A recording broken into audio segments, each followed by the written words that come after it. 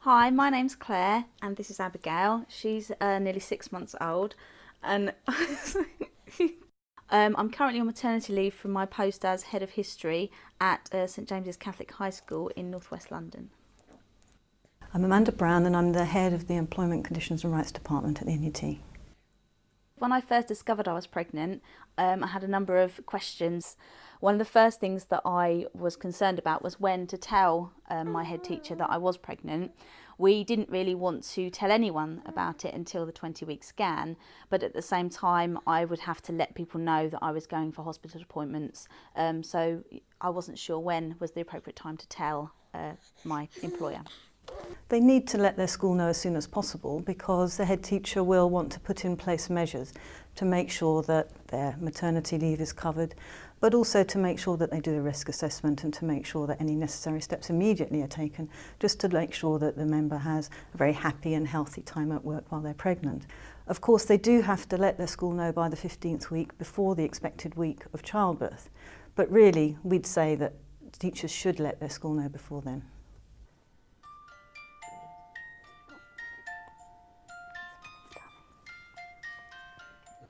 Some of the main issues I began thinking about working during pregnancy is that schools can often be quite hazardous places to be with students rushing around, and I had a particular break duty that was out on a playground with lots of footballs flying about, so that was something that I wanted to sort of take into consideration. Also, I suffer from a bad back, and obviously during teaching you do a lot of sort of standing up, but I realised being pregnant I'll probably do more sitting down, so I wanted to sort of raise the issue of how I could be helped with that. I also encountered a child in my form who had chickenpox, and obviously that's quite a big issue for pregnant ladies, and I wasn't sure what would happen in that incident. The first thing that a head teacher will want to consider is is to do a risk assessment of what measures need to be taken in the classroom and during the teacher's working life. Ready? So, for example, teachers who are on playground duties may be particularly concerned about any dangers they may face. They may be very tired, of course, and that can be difficult because the tiredness can often strike in the first trimester, the first 3 months of pregnancy, when perhaps you've not wanted to talk to your school about it. Good girl. There may be difficulties around pupil behaviour or playground behaviour that they want to consider and decide whether, in fact, the teacher should be relieved of those duties. But there may be other basic things related to equipment, to chairs, to other things, which, in fact, the teacher will need just to make sure that they are properly safe during their pregnancy.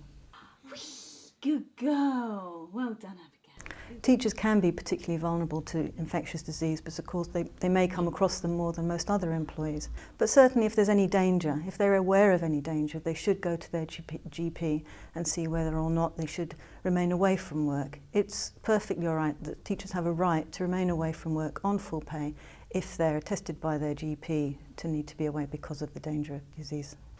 As I went on through my pregnancy and began to get bigger and became more tired, I got concerned about what I was physically able to do. Things like taking school trips out, we have an annual sports day, and I wasn't sure whether I would be expected to do all those things still. I was also concerned because I was having to take time off for medical appointments, and I didn't know what I was entitled to and what sort of antenatal care I could have and how I could fit that in with taking time off work. You really need to think about what you need. So, for example, if you're concerned about going on a school trip or attending a school sports day, talk to your head teacher about what your needs are, and if necessary, get some advice from a general practitioner and support from them to say that you really are not physically fit to do those things.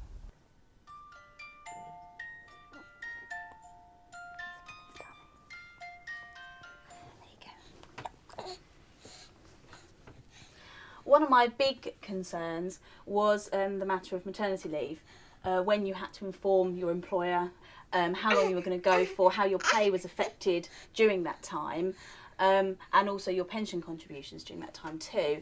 I sat down with my finance officer, who was brilliant in sort of showing me how my pay would be reduced each month and showing me what I was entitled to. But it was a very difficult sort of matter to understand. All teachers are now entitled to be away from school for 52 weeks. Some of that may be unpaid, but there are different provisions according to how long you've been employed as to how much pay you can get.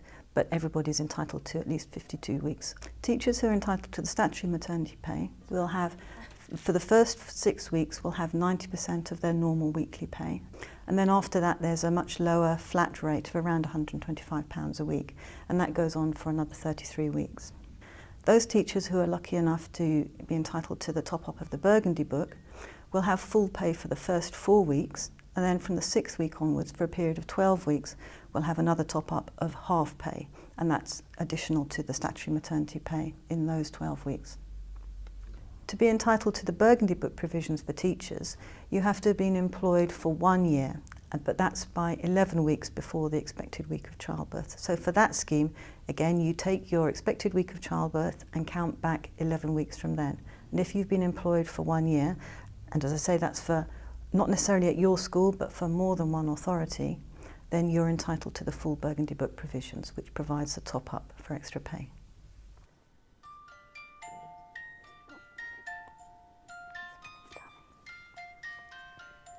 Once we've worked out all the finances, I then had to decide when I was going to start my maternity leave. I wasn't sure on the rules for that, how early I could start it or how late, so that was something I had to go and find out. Once we'd done that, I then had to write a formal letter to my employer. The earliest you can choose to take maternity leave is 11 weeks before the expected week of childbirth, but many teachers will want to take it later than that. You can work right up until just before the baby's due, so you'll want to decide according to your health, but also how long after the birth you want to remain on maternity leave.